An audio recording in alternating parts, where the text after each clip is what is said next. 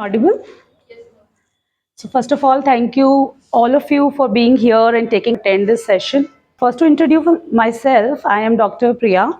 I am from Lupin as an RSM into this division that is called JAI. So JAI stands for Joint Airways Initiative. So our primary role it just involves is basically to give you to help or support the all the healthcare professionals about giving them training, patient education, so that the patients gets a maximum benefit out from the prescribed inhaler prescriptions. So generally, first of all, before we start, I would acknowledge all of you for the incredible work you do for the patients. I would like to acknowledge all of you for the incredible work what you're doing. You are the forefront of the patient care, right? So basically, the whether it is any of the acute condition, asthma, exacerbations, or any of the other severe conditions, your knowledge and your patient educations makes a significant difference. So why we are here today is I will walk you through the Lupin respiratory devices. Why? Because I'll tell you, many of the patients, as you would have also seen, in spite of getting the best medication, the sometimes we have seen they are not able to get the desired results. They are not able to have a disease control. So in those cases, what happens? The patient is not using the inhaler or the device properly. So the many of the studies out in the market we have seen because the patient is not using the device or the inhaler device properly, it leads to less of the drug deposition into the lungs first, and therefore everything is interrelated. Then he will have a reduction in his symptoms, he will not feel relief in his symptoms, and so forth. More of exacerbations, more of hospitalizations, and more of healthcare cost to the patient.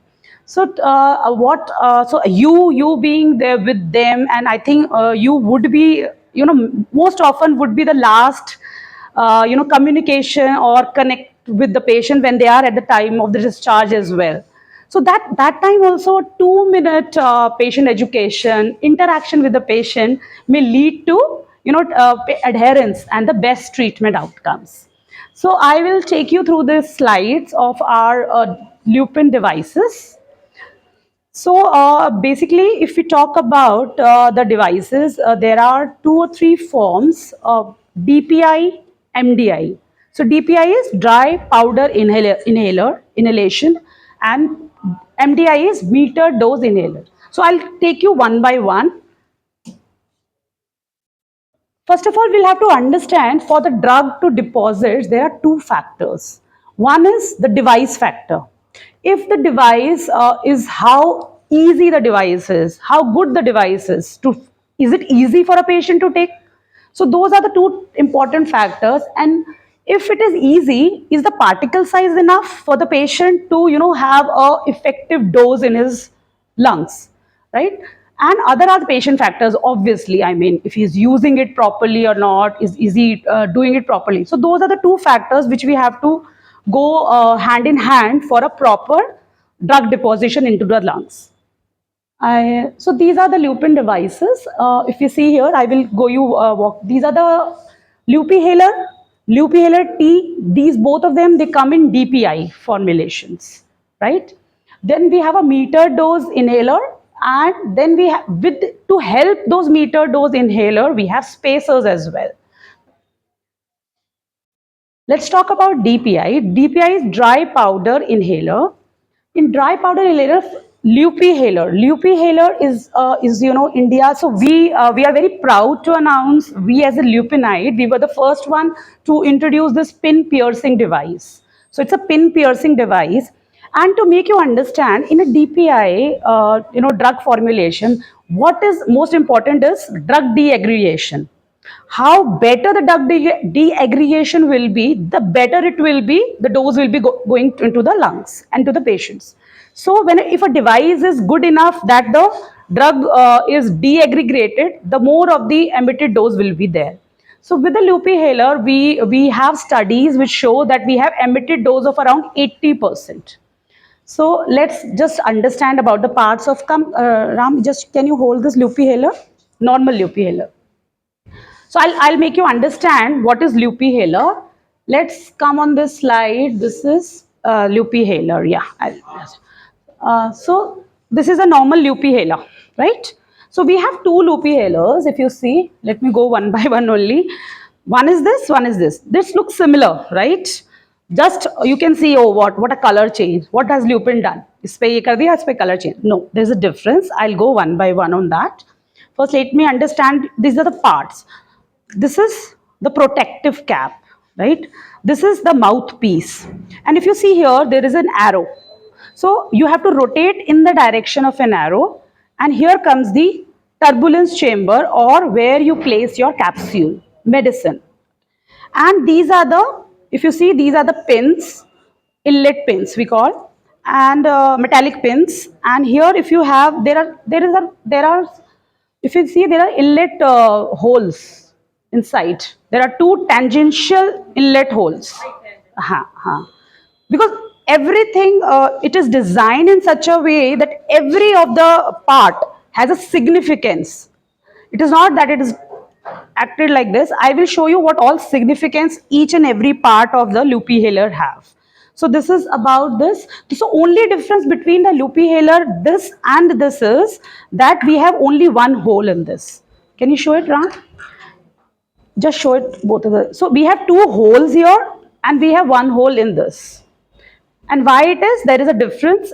There is a reason behind it. I'll show you in subsequent slides. So if I go it by slide, so if I show you here, this is a protective cap, this is mouthpiece, then we have a mesh, here it is a mesh, and then we have a turbulence chamber, and then we have a inlet pins, and we have a push buttons. How does it work? The main thing is what we are for here is the mechanism. So whenever we take a capsule, so we have this, we just have a placebos with us. So see, removing the capsule is also very important. Always ask the patient to remove the capsule from a dry hand, right? We have to instruct the patient. And once you place it from this, you have to immediately, close the lid. Once the patient places this, the pin, and then just close it, yeah. And how to hold it? Show it. The patient has to hold it like this with the one forefinger and with one thumb, right? And then the second step is pin piercing. When he pierces with this, the capsule, the deaggregation happens. Why? Because of the inlet, those inlet to this, the hole, the pressure, the centrifugal force applies and the pressure is dropped, and the deaggregation happens at 1000 RPM. So this is the main step why this loopy haler is going one of the best in the respiratory market. Then after that, these chamber, and then the deaggregation happens. Then after this, there is a mesh. I have just explained you about this mesh. So this mesh also has a function, three functions. One, when the capsule breaks, it doesn't allow a carrier particle to go into the patient mouth. Second, it reduces the velocity of the, so when the deaggregation happens, this is around 40 m per second. The drugs is at 40 m per second. So this mesh work reduces the velocity to 20 m per second. Because higher the velocity, the drugs will not go inside, it will just impact on the throat or may cause the oropharyngeal infection. So we have to reduce, we have to moderate the velocity so that it goes out in a better way to the smaller airways. So it reduces this, and third function it has is that when it goes into the mouthpiece, it doesn't impact on the walls. It doesn't impact, the drug is going onto the inside. I mean, the drug is not wasted. So there is no drug impaction onto the mouthpiece. So there are three functions. So when the drug crosses through the meshwork, it enters the mouthpiece. Further, this mouthpiece has an importance. This mouthpiece, if you say, it is given a length of 3 centimeter, and it is scientifically given 3 centimeter, not more, not less. 3 centimeter mouthpiece, what will do? It will further reduce the velocity to around 10 m per second, which is the ideal velocity for a patient to inhale, and it goes into the small area, alveoli, right? So now this mouthpiece, if it would have been a much higher, I mean, more than 3 centimeter, then the patient would have a difficulty to, have a higher, he has to inhale forcefully. If it would have been lesser, the velocity of the drug would have been so high that it would have impacted the thoropharyngeal or would have caused a fungal infection. So this is all the science behind the loop inhaler. So each and every this part of a device is studied and made like that. So I'll just show you. I'll go through the slide first. This is what I have just explained you out. I will not go into this. I'll just show you a video to make you understand.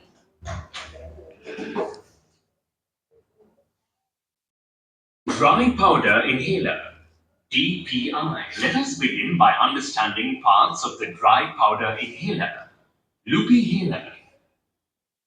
There are three main parts in this inhaler: dust protecting cap, mouthpiece, capsule chamber. Before using loop inhaler, remove the protective cap and twist the mouthpiece in the direction of the arrows.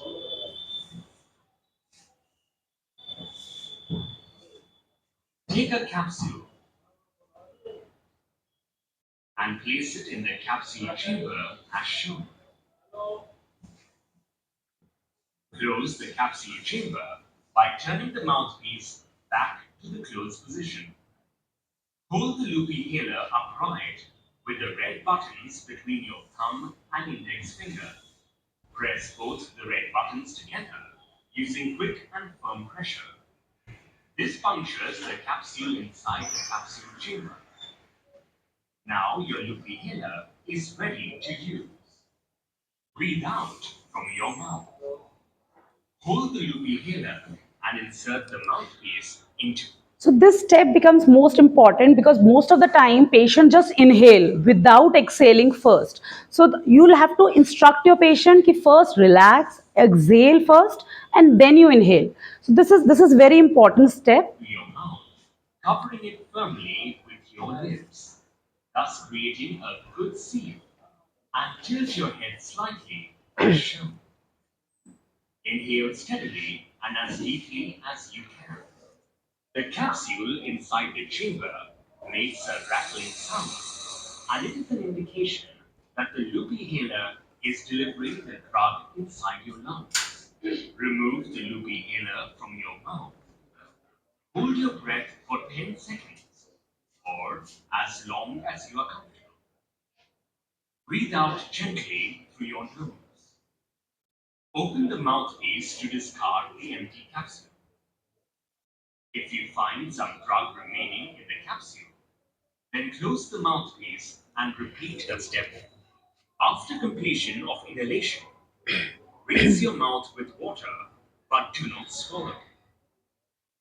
Again, this is an important step that after we take this, we have to rinse the mouth, right? So this is all about the loop inhaler. When we discuss about the loop inhaler tea, I've already shown you the difference. The only difference is that instead of having two tangential air points, it has one point. It has one inlet. Why that is? Because in the loop inhaler tea, there is a drug called tiotropium, which is a heavier drug. So when why we have created one point so that when the patient inhales, there is pressure drop and the pressure drop is enhanced because that's a heavier drug, and you have to have a proper deaggregation of that drug, we just need a one hole. And due to this, we have a deposition of around, so with the loop inhaler, the studies have shown that we have 30% drug deposition into the lungs, and with loop inhaler T, it is 35%. Rest of the things are same in both of them. The working is also same. Now we'll come to MDI. So it is MDI is a meter dose inhaler. So if you show it over here, this is a small portable, self-contained drug combination, which is being used to deliver multiple doses of the doses by a metered valve. So we have a metered valve over here. And if we talk about the parts, this is a dust cap, this is a anodized canister, and this is a actuator, transparent actuator. So these are three parts of the MDI. I'll explain you.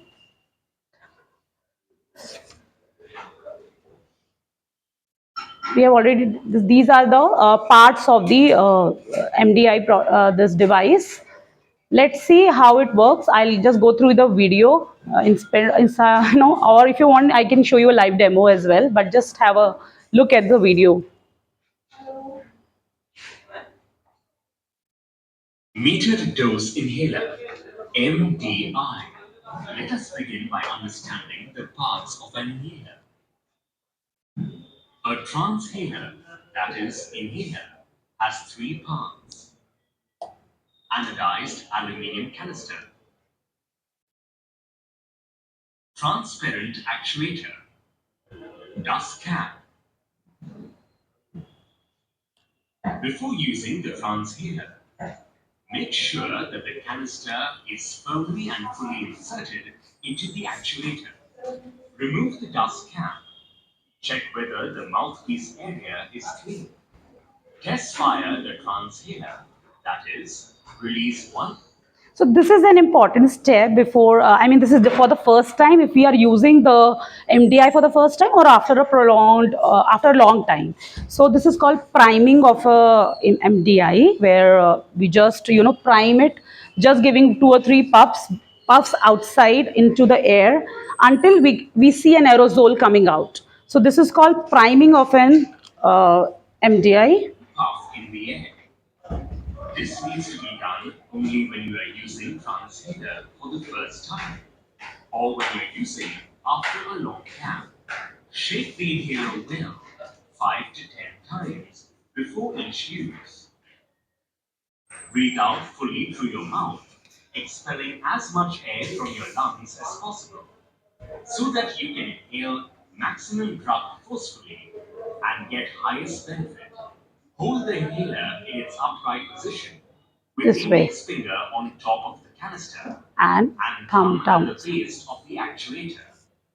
Place the mouthpiece fully into your mouth, covering it firmly with your lips. This lip sealing also plays an important role. Inhale deeply through the mouthpiece, and while you are doing this, fully press the top of the metal canister with your index finger to release one dose and continue to. So here, this is very important, the coordination between when you are actuating and you are in, the patient is inhaling.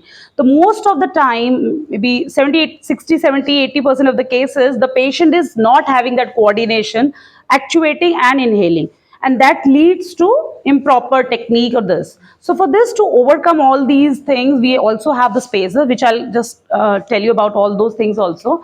But this step is important. When the patient is inhaling and the actuator, that has to be in one coordination, that has to be one go, right?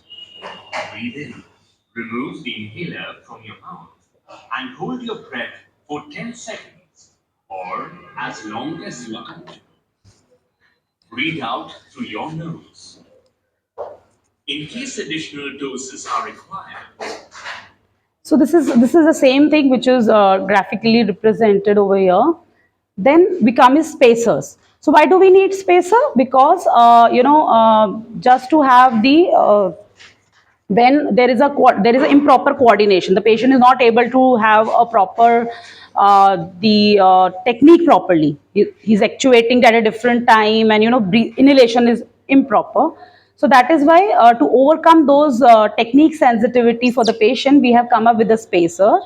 So and then when there is a space between, so we are creating a space between the mouth and the MDI. So the drug delivers in a very slow velocity, and the drug deposition happens more effectively. There is less of side effects, and it is improving the pulmonary deposition.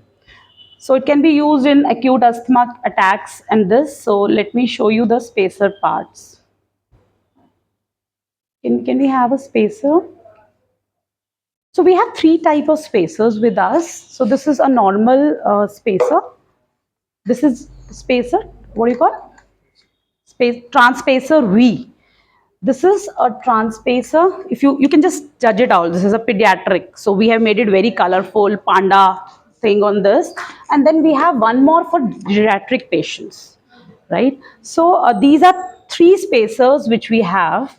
And so these are the parts of the spacer if you see. So what is a spacer? It's a wall like chamber for drug delivery. So here this is a mouthpiece from where we attach the mouthpiece, or the patient can inhale it from here directly. This is a silicone valve inside. This is a silicone valve inside, and it is a unidirectional valve. So when the patient inhales, only the during the inspiration the valves open up, and during the exhalation, when the patient exhales, the exhalation airs come out from those inlets. So what happens, the drug which is there already in the spacer does not dilute, so we are not wasting the drug. So this is one of the spacer which we have. Then we have this one with the mask. So these are all removable. We can remove it. So these are the MDI port. So here we can, attach the MDI port. Then from here, either we can place it a mask. This is a silicone mask, which is again a very soft mask. It doesn't, for a child also, it doesn't, impinge on the patient's mouth. Very soft. And then this is either patient can take it directly or a mask. This one which we have recently developed, this is a very good, we have two of the valves. One is inspiratory valve inside, and this is a respiratory valve. Inspiratory valve, it is a unidirectional. When the patient inhales, the air goes into the patient mouth, and if accidentally, because while the patient, child patient, we can understand if the patient is cranky, if he's crying, whenever in spite if it exhales in between, the exhalation air doesn't go into the chamber, it goes outside. So the drug dilution does not happen, and the drug is not wasted at all. So we have two of the walls separate in these two. Another thing what is interesting over here is when again I was talking about certain times what happens is patient inhales too fast or too exhales too fast. So we are not able to crack it out how the patient is this. So what we have designed in this is, if the patient is exhaling or inhaling too fast, there will be a whistle sound. So that is an indicatory that the patient, you'll have to instruct the patient to stop it, or to inhale it slowly. If there is no whistle sound, then the patient is, so that is a indicatory that the patient is inhaling too fast. So there's a whistle sound. And apart from this, these are anti-static coating. So the drug when goes there doesn't stick on this. So these are designed in such a way that the drug is not at all about after you have instructed the patient how to use it, and this one more important thing is how to clean the device, right? So everything you can dismantle, right? This way you can instruct the patient to dismantle. To clean it, either you can just have a lukewarm water. No, please don't instruct the patient to have it in a boiling water. This will disrupt the lining of this. Not at all, he doesn't have to use it a very high strong tap water, because we have to protect this layer. If we have scratches on this layer, what will happen? The drug deposition will happen on these scratches.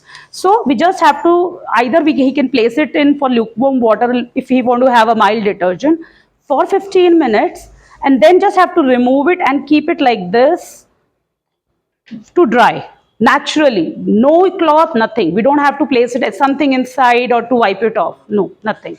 Right? This is how we have to use the product. Anything I missed? I'll just I'll just show you the spacer video.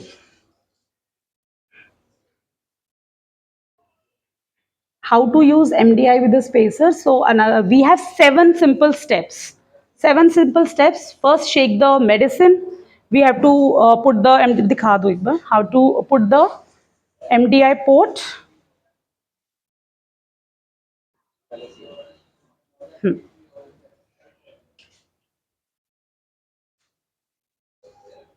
Right, this way. And then third step comes is, the patient has to hold it either through a mask or through directly. लगा लीजिए हाँ. But see how he's sealing the lips. Okay, the tongue has to be inside, and the lips has to be sealed, because you don't have to, otherwise the exhaled air will go out. Then actuation has to be done. He will actuate it. Ask the patient to breathe normally, right? Will and then just hold your breath for 6 seconds, almost 6 seconds, and then ask him to exhale it through the nose. Remove it, and then suppose your patient is a child patient. After he takes one dose, just play with your child, ask, motivate the patient to have, appreciate the child that he has taken current. If he has been prescribed the second dose, wait for a few minutes and then give him a second puff. So this is like, so this is, I'll show you the child one, I think, because all the three are same. Let me show you that video.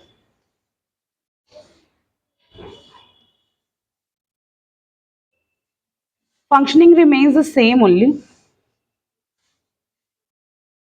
See, these are the parts which I was talking about. This was soft silicone, this inspiratory valve, expiratory valve, very user friendly design, easy to hold.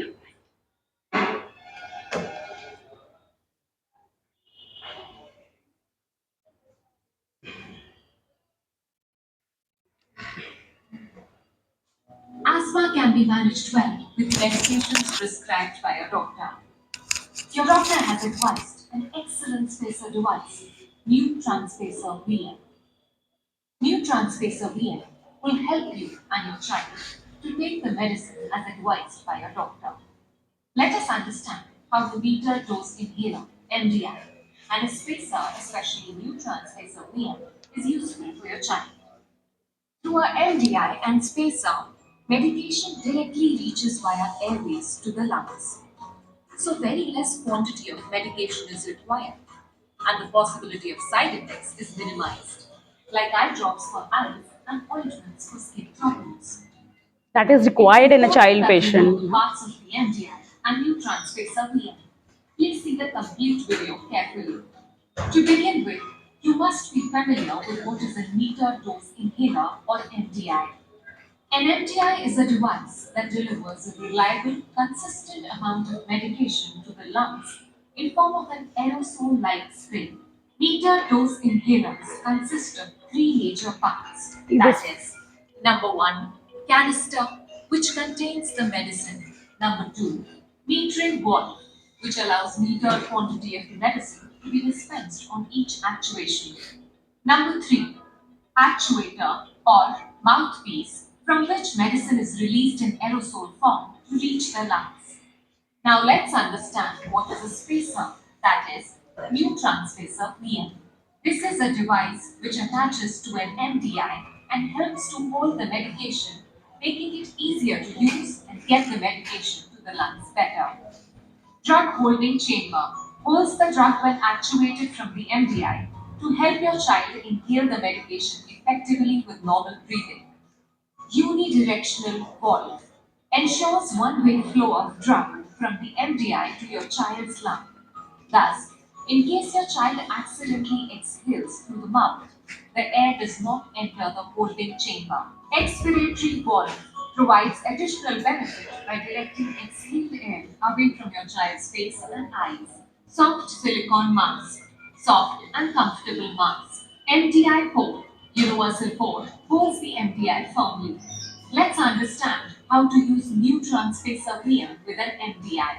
It is very simple and easy to administer medication to your child with new transpacer VM and MDI when you follow the steps properly.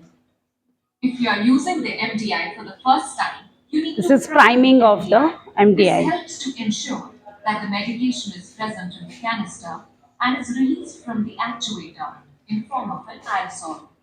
Step 1 of priming MDI. Remove the dust cap from the MDI. Step 2. Shake the MDI for 3 to 5 seconds and spray it for up to 3 times into air, taking care that you do this away from you and your child. You will see the medication coming out in form of an aerosol. This is known as priming the MDI. If you see aerosol coming out, you have primed the MDI properly and it is now ready to use. Please note that priming of MDI is done only when you're using a new MDI or you're using it after a gap of few days. It is advisable to use the device regularly as per your doctor's instructions. To use new transpacer VM and MDI daily, please follow 7 simple steps every time when you administer medication to your child. Step 1. Hold the MDI and remove the dust cap from the MDI. Step 2. Shake the MDI for 3 to 5 times. Step 3. After shaking MDI, insert into the MDI hole of the new transpacer VM. Step 4. Ensure that your child is comfortable and is not crying while taking the medication. Place the mask on the child's face, ensuring the seal but not pressing too hard. This is to avoid any medication from escaping. Place your fingers on top of the canister and the base of the actuator as displayed. Press the canister to actuate the medicines. Press once to administer only one puff at a time. Step 5. Let the child breathe normally till you count 6. 1, 2, 3, 4, 5, 6. Don't hurry. See that your child does not breathe too fast. Ensure child breathes in comfortably and has normal breathing style. After counting till 6, take off spacer from child's face. Appreciate the child for completing the process. This will encourage the child to be cooperative. If doctor has prescribed 2 doses of puffs, wait. Play with child for 1 to 2 minutes before you administer second puff. To administer second puff, perform step 2 to 5.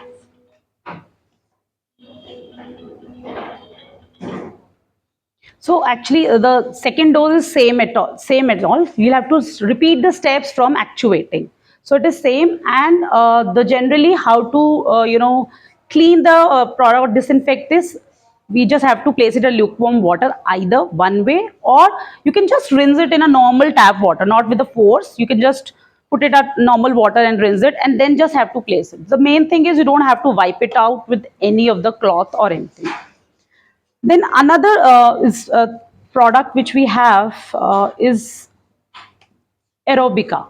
So this is the product which we have. So this is a drug-free therapy. It's a drug-free therapy in more of the cases of COPD. When we have to use it, it is in most of the hospitalization cases or the patient is very severe. And so what happens generally in the COPDs or bronchiectasis, you have seen the lumen size is decreased and patient have dyspnea. So patient is in acute trouble, dyspnea, or and because of that the drug is not penetrating properly. So in spite of giving the with the medication, want to have a device which will help him out to get the symptoms relieved. So this is Aerobica, which we have come up, the Lupin has come up with this device. How does it help? I'll just show you its mechanism. How does it work? Please follow these simple instructions when using Aerobica Oscillating Positive Expert. So let me tell you first what it is. It is an OPEP device, OPEP, oscillatory positive expiratory pressure device, right? So this is a device when the patient just has to place it like this and he has to just exhale. Normal exhalation, no forceful, normal exhalations. And there are, if you see, there are resistance marks over here. So it's like 1 to 5. This your according to the patient capacity, inspiratory, exhalatory capacity, the healthcare professional, the doctor will prescribe to put it at which of the resistant. He can just change the resistance, right? And then when the patient exhales, what happens? The positive pressure from the lungs, it develops what, and the reduced lumen size, little it opens up for the mucus to come out. One is that. Second thing is, since it is an oscillatory device, we have those amplitudes of the oscillations that again that reduces the that thins out the mucus which is there on the lumen. This, so combiningly both of these effects helps the patient to remove the mucus.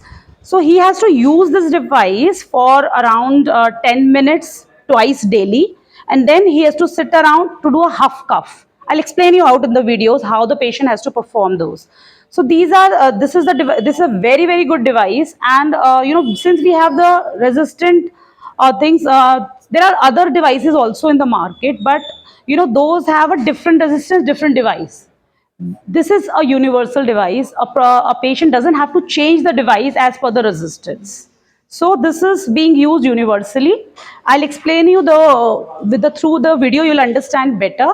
Or a pressure therapy system or oscillating PEP device. The proper resistance setting is key to effective PEP treatments. Your healthcare professional will determine what resistance setting is right. These are the resistance settings it is talking about. The resistance indicator is set as prescribed by your healthcare professional.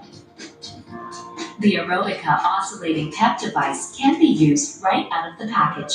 Before use, So generally a manual comes with the Aerobica device. First, look at the device and make sure it is not damaged. If it is damaged, replace it immediately. We can see it from here. Put the mouthpiece in your mouth, closing your lips around it, forming the same way we were using it here. Your hand does not block the exhalation. So we don't have to block this, right? You have to hold it like this. Still sealed around the mouthpiece. Inhale deeply. Or like this. Hold your breath for 2 to 3 seconds before exhaling actively, but not forcefully, through the device. Normal exhalations, normal. Active exhalation should last 3 to 4 times longer than inhalation. Keep your cheeks flat and firm for the most effective treatment. Continue taking deep breaths and long exhalations for 10 to 20 breaths, or as instructed by your healthcare professional, after which you will perform 2 to 3 huff coughs to clear your airways. Your healthcare professional will instruct you on the proper huff cough technique. Continue this cycle for 10 to 20 minutes, or again as prescribed by your healthcare professional. Treatment should be performed twice each day and increased to 3 to 4 times per day if your coughing produces a lot of mucus. If you feel dizzy or lightheaded. So basically, it was like that. Since this device is, when patient holds it, first he has to inhale, normal inhalation, and then he has to exhale. So the inhalation and exhalation has to be 1:2. So he has to exhale it slowly and slowly for a long exhalations, so that this works with the mucus removal.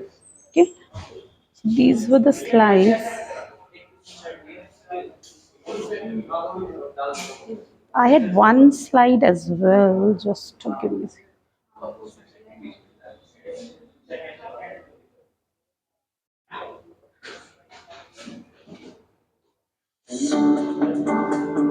This is basically how to use it on the patient.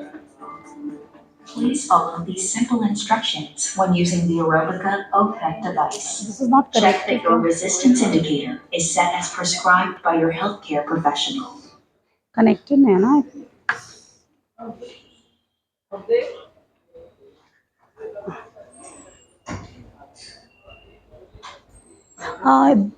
I just changed the slide.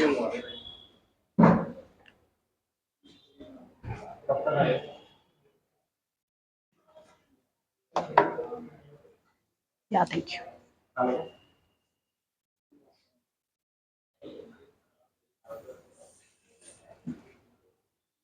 Put the mouthpiece in your mouth, closing your lips around it, forming a good seal. Make sure your hand does not block the open circle at the far side of the device, opposite the mouthpiece. This way. Your lips still sealed around the mouthpiece. Inhale deeply. Hold your breath for 2 to 3 seconds before exhaling actively, but not forcefully through the device.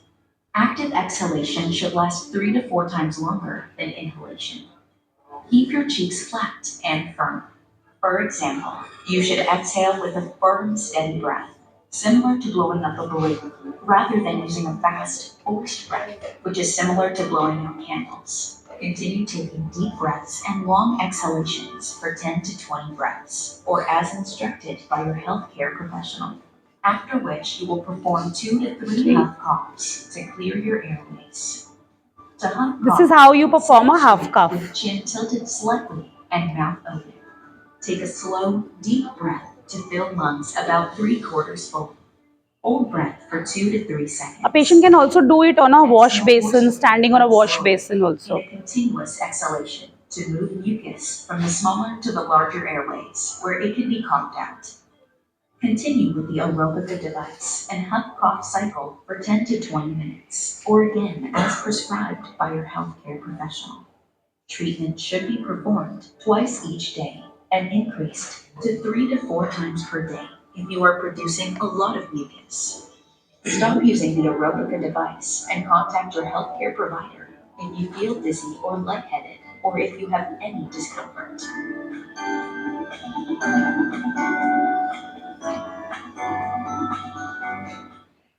So this was general in all about the respiratory devices which we have. Just wanted to mention one more thing because you will be connected with your patients. Apart from this, what the Lupin has come up with, we have recently launched our app. Jai app. So that is like free of cost for the patients. The patient, it is very easy to use. I think one of our educator is aligned here in the hospital thrice daily, thrice in a week, I think. So what he will do, he will just help the patient to download that app. And that app is very user friendly. It's like a patient platform where he can, track his history, how is he upgrading himself or not. And this app is like, apart what we are educating the patients, right, this we will he will be having an option to opt for a available time and day, so that this trainers over from the online sessions, they can just connect with him, they'll sit face to face. The best part is those are not the recorded sessions, so it is like one-to-one sessions with the patients. So n number of Q&As which the patient have, and they keep on asking, they can just connect with those guys also, and they will help him out to understand the therapy. First is this. Secondly, we also have the other services like physiotherapy, diet counselors, and we also have these yoga sessions for the patient. And other best part is that we also have 3+1. So we have whenever the patient is prescribed an inhaler, if a patient takes it for 3 months, he'll get a pop-up at the app itself. Avail your free medication. So the fourth month medication, the patient gets free of cost. So those are the things which we have come up recently and trying to support you guys. Thank you for being patient and bearing with me. Thank you so much.